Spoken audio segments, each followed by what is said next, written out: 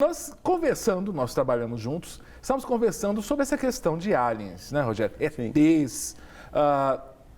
Será que esse negócio existe mesmo? Né? Será que existe vida em outro planeta? Será que seres de outros planetas já visitaram a Terra? E quais as implicações teológicas, né, Rogério? Eu acho que o que pega é isso, né? Olha, eu quero começar dando um testemunho sobre a existência não de ETs. Eu diria que existem, porque eu me considero um ET. Você é um verdadeiro. Porque o meu mestrado, a sigla é Educação Tecnológica, ET. Pois é. Então eu já comecei a me habituar com isso. Você foi se adaptando, Fui né? me adaptando. Mas a proposta é tentar discutir uma temática tão complexa à luz da Bíblia. Isso. Né? E eu diria o seguinte: talvez essa pauta nossa tenha mais perguntas do que respostas. Com certeza. E pelo menos eu não tenho aqui a ousadia, eu sei que você também não tem, de ter todas as respostas. Nós preparamos, né? O Rogério estudou, eu estudei.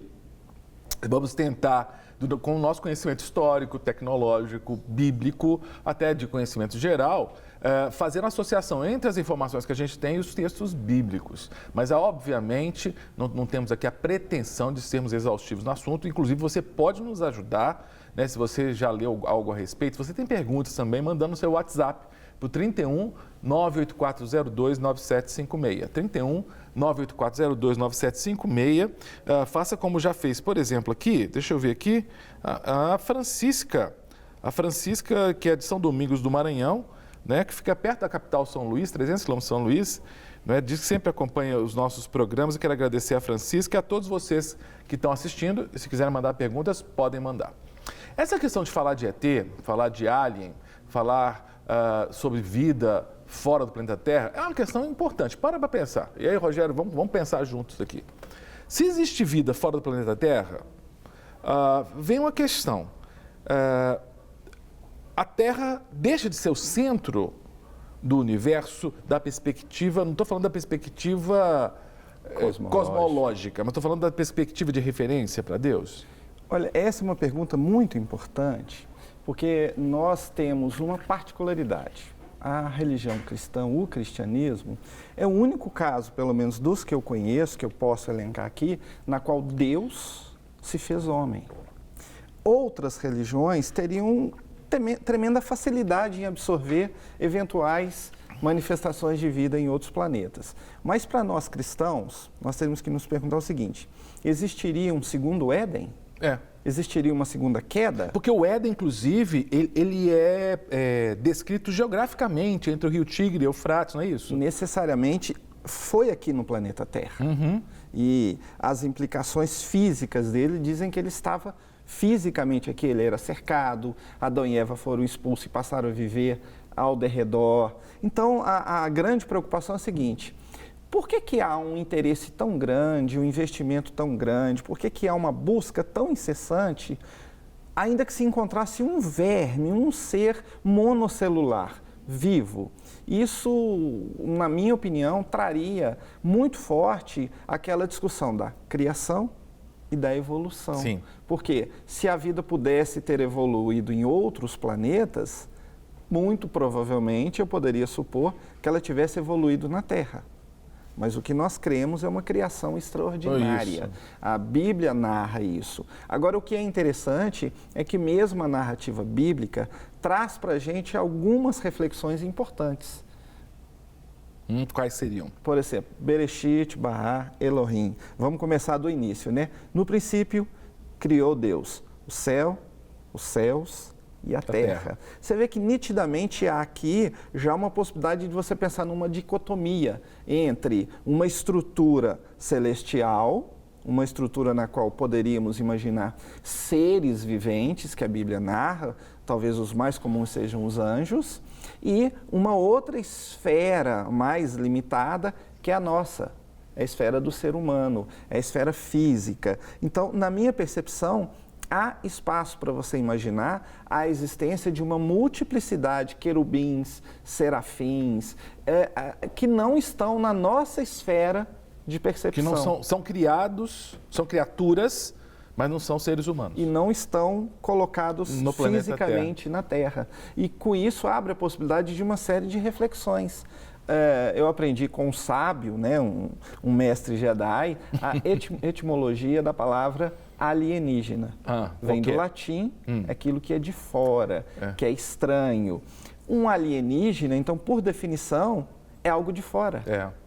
Você poderia imaginar, então, algo de fora da esfera física, da esfera terrena. Então, numa análise que não, pelo menos eu creio, e falando com muito temor no coração, não no sentido de propor nenhuma teologia herética aqui, nada disso. Eu acho que há espaço na Bíblia, numa leitura cuidadosa, para você ver que há determinados textos, no mínimo, de difícil interpretação. E vamos conversar sobre esses textos aqui, se você também tem algum texto.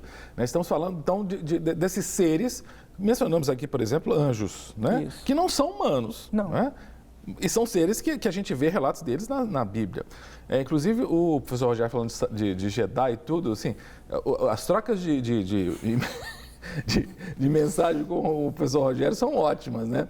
Eu mandei uma para ele, assim, de um Jedi, né? Assim, eu estou com a força está comigo? Isso mesmo. Eu mandei um videozinho para ele, né? Um GIF para ele, né? Eu estou com a força está comigo, falando de Jedi, falando desses... Porque, gente, eu sou da época, o Rogério também, pelos cabelos brancos, ele também via Perdidos no Espaço, não via, Rogério?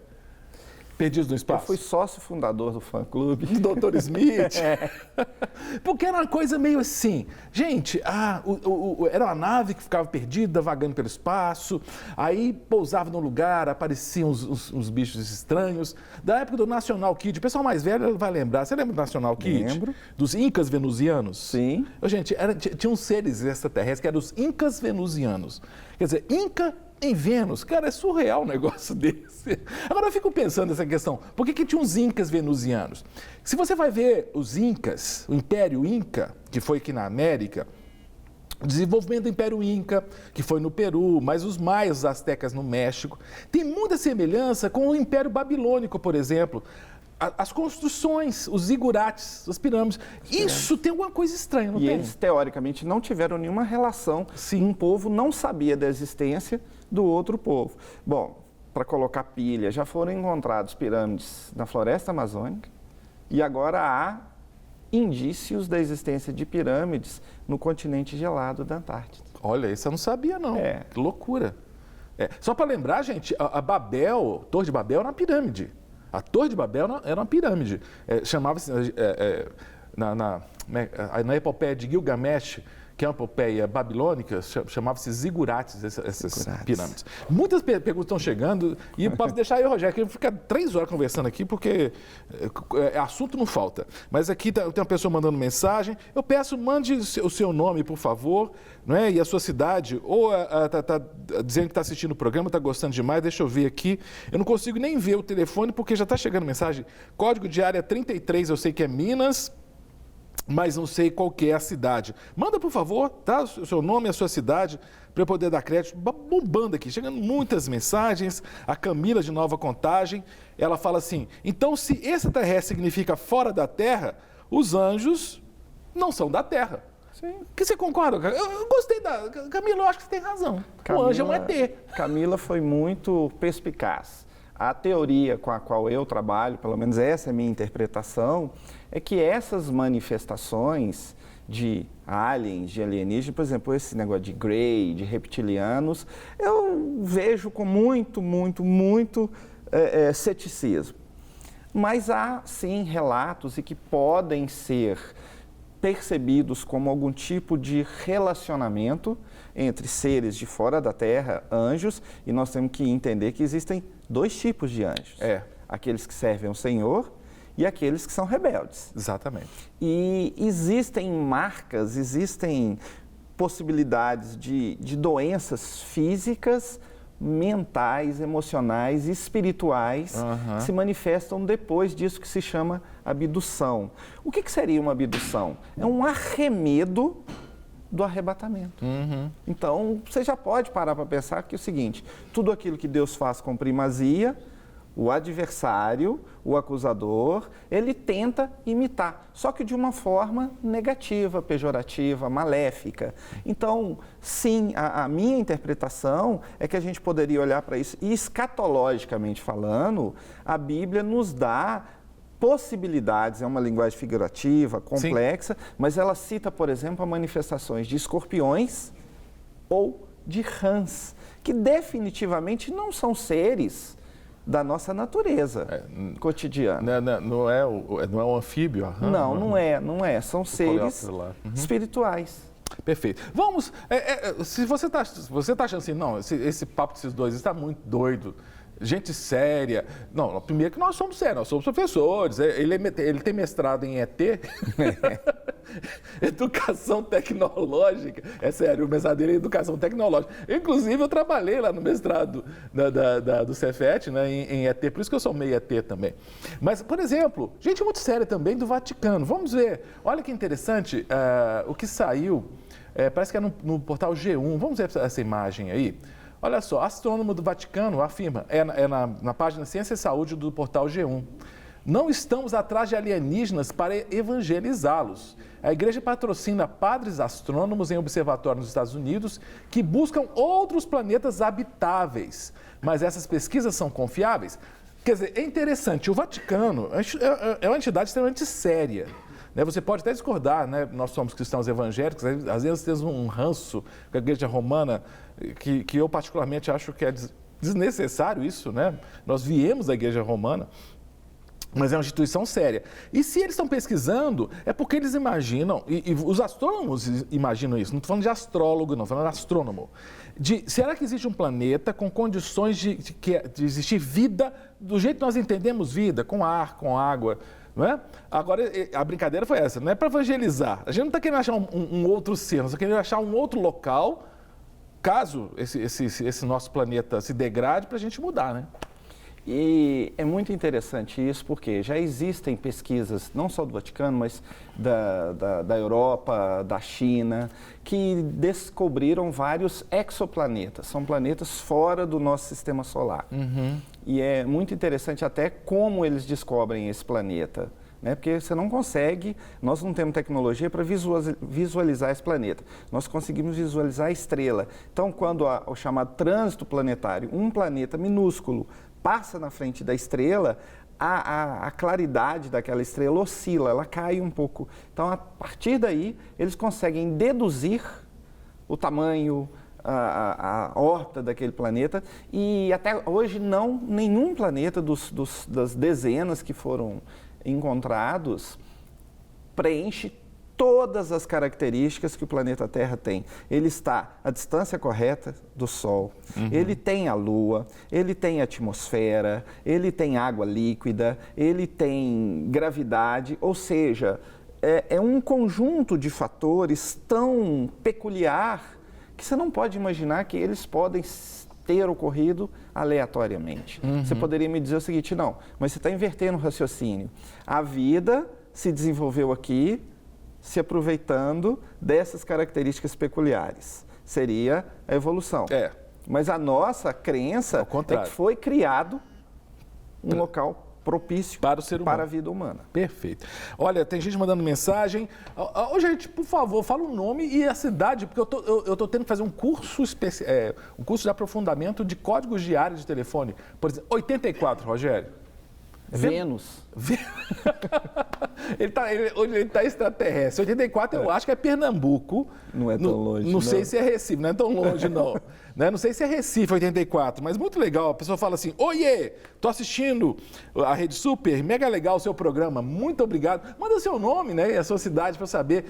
Se eu estiver errado, me desculpe, 84, estou dizendo que é Pernambuco, não sei, mas a gente só consegue ver aqui o código de área. Agora aqui tem alguém mandando mensagem de Capelinha, aí é Minas Gerais, mandando mensagem, diz que está assistindo o nosso programa. Mas eu tenho uma pergunta aqui para o professor Rogério. Coloca a pergunta na tela.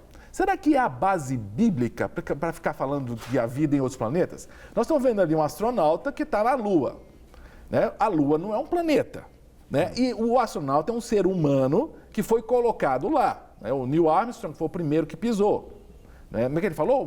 Um pequeno passo para a humanidade. Para o homem, né? Para o homem, um grande passo para a humanidade. Então, não estou falando de um ser humano que visitante. Visitante. Eu falo assim, existe a base bíblica para dizer que há vida em outros planetas? Olha, isso é muito interessante porque, primeiro, a Bíblia não traz um relato em relação à Terra e a outros planetas. O sistema solar não está descrito na Terra. Nós temos uma cosmovisão em que ele fala do mundo. Esse mundo é o planeta Terra ou é o conjunto de planetas? E não há nada que pelo menos que seja do meu conhecimento, que eu possa usar para garantir a existência de vida e nem para refutar. O máximo que a gente consegue é apresentar algumas dúvidas razoáveis. Eu tenho aquela linha que eu falei, a Bíblia narra de maneira clara e explícita um outro tipo de vida, seres espirituais, seres físicos que poderiam chegar em naves e invadir aqui. Ainda não há, tem um projeto chamado SETI, Search for Extraterrestrial Intelligences, no qual radiotelescópios são apontados há décadas para o espaço. E até hoje não se captou nada nem próximo de uma comunicação inteligente. Então, agora, tem um texto do Antigo Testamento que todo mundo conhece, eu lembro que foi um filme, esse também você viu, o bom do que o Rogério, a gente tem uma idade parecida, Chariots of Fire, né? Aquele filme lá das Olimpíadas, Carruagem de Fogo, aquela música do The Evangelist, né? As carruagens de fogo. Coloca na tela aí a pergunta. As carruagens de fogo, lá do livro 2 Reis, capítulo 2, muitos falam que quando o profeta viu as carruagens, era na realidade ele tinha visto disco voador. Ele descreveu como carruagem porque, né, a linguagem era a linguagem. Será? Eu não acho que é impossível. Olha, novamente, impossível é uma palavra metodologicamente falando que deve ser evitada. Mas a gente tem que pensar nas implicações disso. Porque existem dois personagens bíblicos que passaram por um processo semelhante. Enoque e o profeta. A questão fundamental é o seguinte, tendo sido eles abduzidos, eles teriam que estar sob os cuidados de criaturas inteligentes que têm uma tecnologia suficiente para preservar a vida deles. E a Bíblia não nos dá nenhum subsídio para isso. Muito que a gente pode discutir escatologicamente é o seguinte, seriam esses dois personagens bíblicos, as duas testemunhas de Apocalipse? Sim. Há uma linha teológica que diz que eles estariam, então, sob a guarda de Deus, sendo mantidos vivos no estado lá de animação suspensa, não sei, não tenho instrumentos para dizer como. Mas há uma expectativa que provavelmente esses dois voltariam. Porque Enoque, tecnicamente, Enoque foi abduzido. Ele foi tomado por Deus, né? E inclusive, Enoque é um nome muito interessante porque há muitos textos na internet que falam assim, Enoque, filho de Caim. Cuidado, eles são homônimos. Realmente existe um Enoque, filho de Caim. Mas não é esse que foi arrebatado. Foi o outro da descendência de Sete. Para receber todas as novidades do canal, inscreva-se. E se curtir o vídeo, clique em gostei. Aproveite para acompanhar a Rede Super nas redes sociais.